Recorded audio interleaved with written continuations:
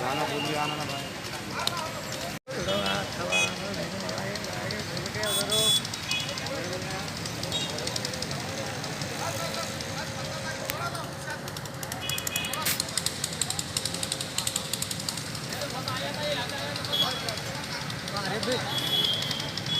अरे भाई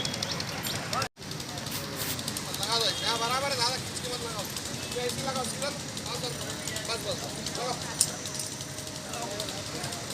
यहाँ पर तार बंद पत्थर और डाल दो चार।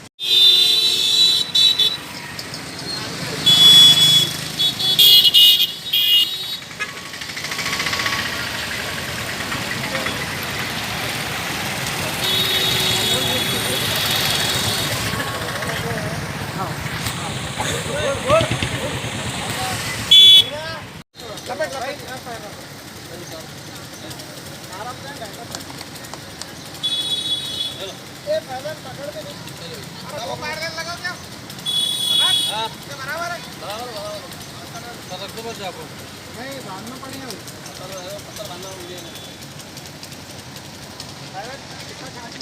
क्या बोल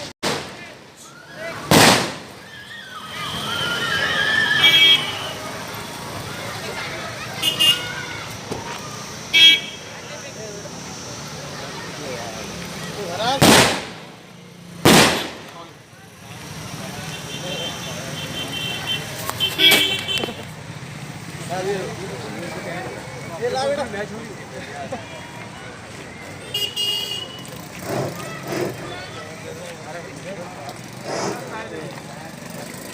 अकबर भाई पीछे अकबर भाई हां भाई ए धारा धारा नजीक है नजीक ओ वहां का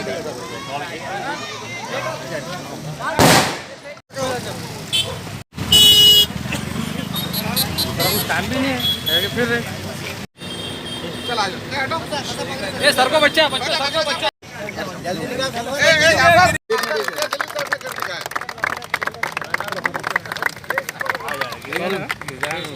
अब शेर को सुनाइए एक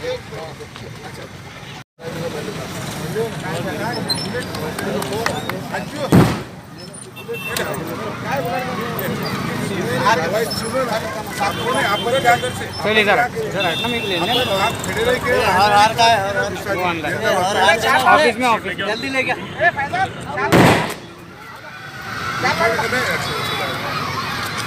अपन स्पेशल सत्कार भी रखते साथ भाई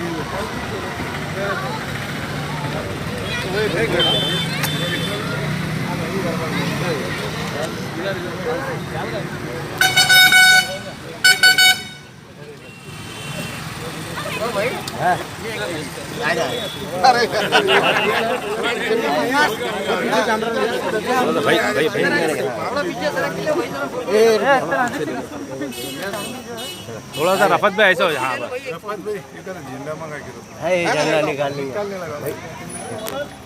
सलमान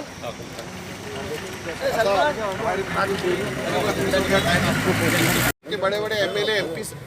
आकर अपना वक्त गुजार चुके हैं और हमारे खासदार इम्तियाज़ जलील जो पहले एमएलए थे माशाअल्लाह औरंगाबाद शहर में उन्होंने तारीखी काम और औरंगाबाद के अंदर ठेले वाला हाथ गाड़ी वाला रिक्शे वाला व्यापारी हर लेवल पे जाके जो काम किया औरंगाबाद शहर में आज तक किसी ने किया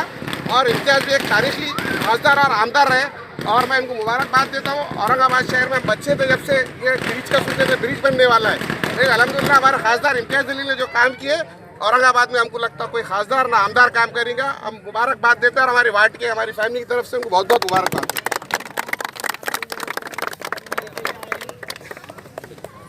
सर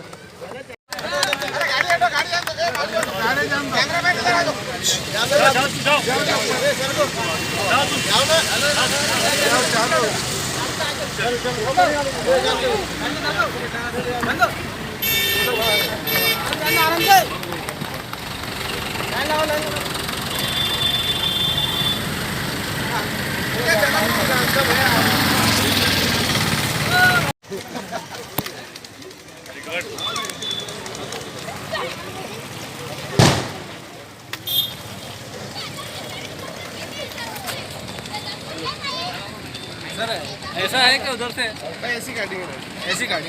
ऐसा पीछे चलो देखिए पंचकी के लिए ऑलरेडी हमने फंड लेके आया है,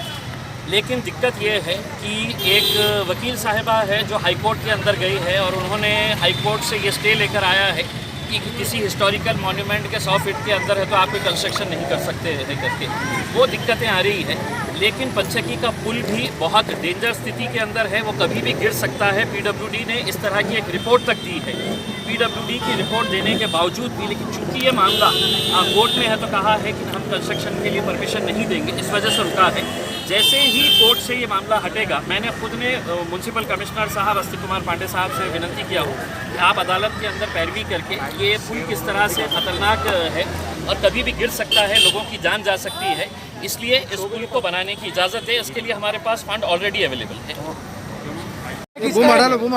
आज मुझे पर्सनली इस बात की बड़ी खुशी है कि ये बारामुल्ला का जो पुल था उसके ऊपर इतनी हैवी ट्रैफिक हुआ करती थी और यहाँ के लोगों को कई टाइम तक यहाँ पर रुकना पड़ता था क्योंकि छोटा सा पुल था और उसी पुल के ऊपर आने जाने वाली गाड़ियाँ अटक जाती थी, ट्रैफिक जैम हो जाता था, तो बहुत सारी दिक्कतों का सामना करना पड़ता था। एक तो ये है कि बहुत सारे स्कूल्स हैं वहाँ पर,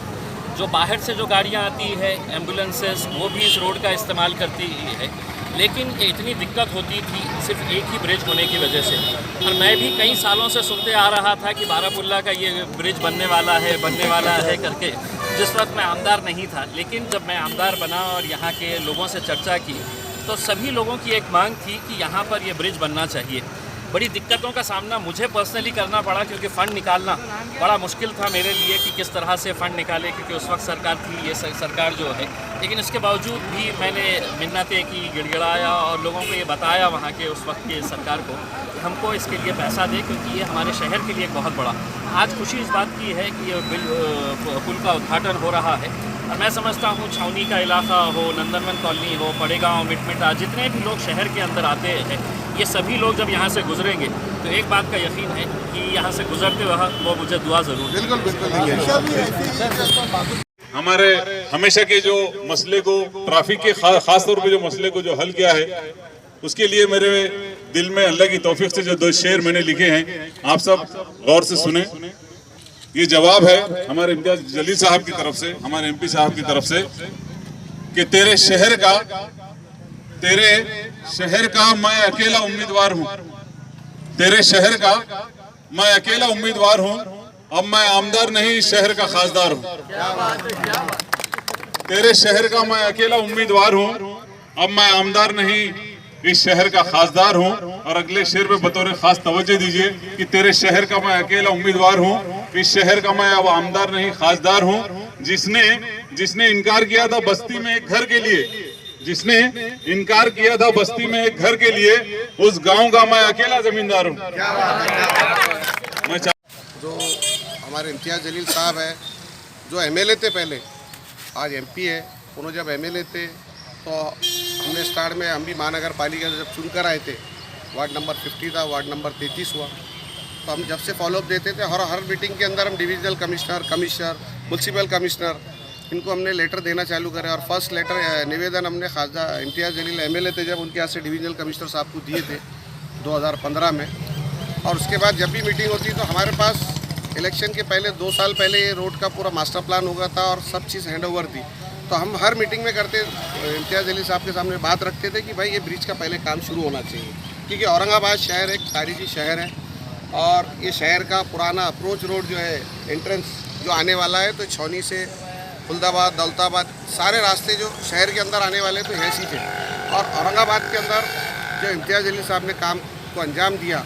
मैं नहीं समझता हूँ कि अभी तक के एमएलए और एमपीज़ ने जो काम नहीं करा, जो इम्तियाज जलील साहब ने अपनी पर्सनल लेवल पर आकर जो काम किया, ये बहुत बड़ा काम किया। और ये ऐसे काम है तारीखी है कि उनका उन्होंने एक क्या बोलेंगे उसको, एक ब्रिज बोले तो उनके नाम से जाना जाएगा। जब तक जो लोग इस सीरीज़ के रहेंगे, आने वाली नस्ल को बताएंगे कि इम्तियाज जलील साहब ने काम किया। तो इम्तियाज जलील साहब अभी जिस तरीके से औरंगाबाद शहर में काम कर रहे हैं, वो ठेले वाला हो, छोटी सी लेस बेचने वाला हो, हाथ गाड़ी वाला हो, पान टपरी वाला हो, व्यापारी संघ हो, मतलब ऑटो रिक्शा वाला हो, उन्होंने सबके तरफ आज ग्राउंड के ऊपर काम कर रहे हैं, एक मास लीडर बने हुए हमारे इम्तियाज़ जलील। और उन्होंने आज जो पब्लिक के बुरे वक्त में सबके हर डिपार्टमेंट के सामने जाके फेस कर रहे, और कोई गुनाह दाखिल होने से या कोई बिना परवाह किए बगैर जिस तरीके से उन्होंने आज पब्लिक के लिए लड़ रहे हैं, तो मैं इम्तियाज़ जलील साहब को सलूट करता हूँ। और उनका जो आज लड़ने का स्टाइल है, इससे कई लोगों के आज जैसा कल का एक वाक़या हुआ आपने सुने होंगे कि 50,000, 30,000, 70,000 रुपये का फ़ाइन हो रहा था, तो इम्तियाज़ जलील साहब ने जाके वहाँ पर 2,000 और 3,000 में लोगों का फ़ाइन किए, लेकिन उसका इनाम क्या दिया उनको, उन ऑफिसरों ने उनके ऊपर गुनाह दाखिल करा। तो हमारी पार्टी के इम्तियाज़ जलील साहब, बैरिस्टर असदुद्दीन अवी साहब, ये हमेशा कहते हैं पब्लिक के लिए लड़ो, और ये एक जो गुने दाखिल होते हैं और पब्लिक के लिए कुछ भी करना पड़ा तो कर पड़ो। तो आज हमारी मजलिस इत्तेहादुल मुस्लिमीन ने जो काम किया, हमारे खासदार इम्तियाज़ जलील ने और हमारी पार्टी के जितने ज़िम्मेदारों ने हमेशा करते हैं हमारे ऊपर, हमने जब से 2015 से आज तक हमारे ऊपर कई गुने दाखिल हुए, सिर्फ हम पब्लिक के हित के लिए हमेशा लड़ते रहे, आगे लड़ते रहेंगे। खुदा हाफिज़।